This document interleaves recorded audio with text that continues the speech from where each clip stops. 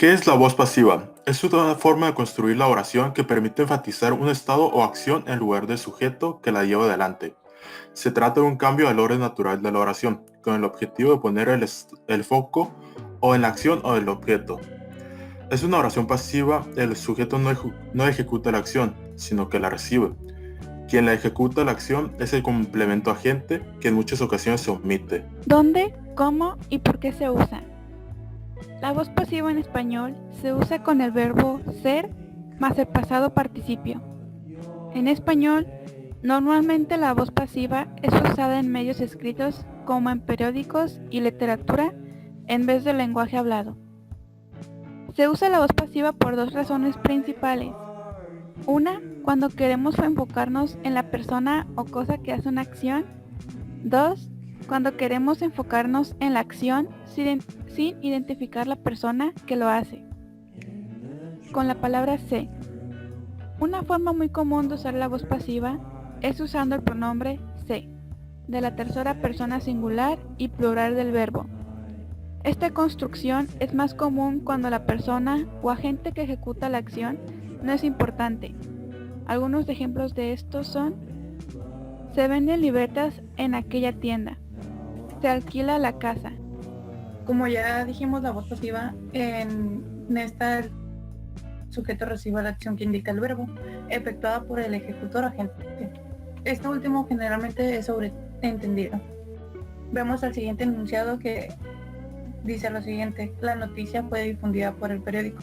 Podemos observar que el sujeto paciente sería la noticia, fue difundida el verbo pasivo, por el periódico el ejecutor agente. También puede expresarse lo mismo mediante la llamada pasiva con C o pasiva impersonal. Se difundió la noticia por el periódico.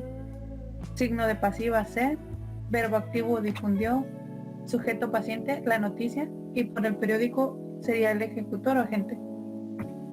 ¿Cuándo se utiliza y cuándo no? Se utiliza cuando el sujeto es poco relevante, es decir, es poco relevante para lo que se quiere transmitir. Por ejemplo, América fue colonizada en 1492 por Colón.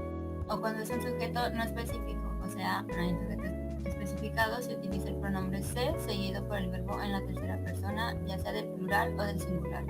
Por ejemplo, se reparan automóviles.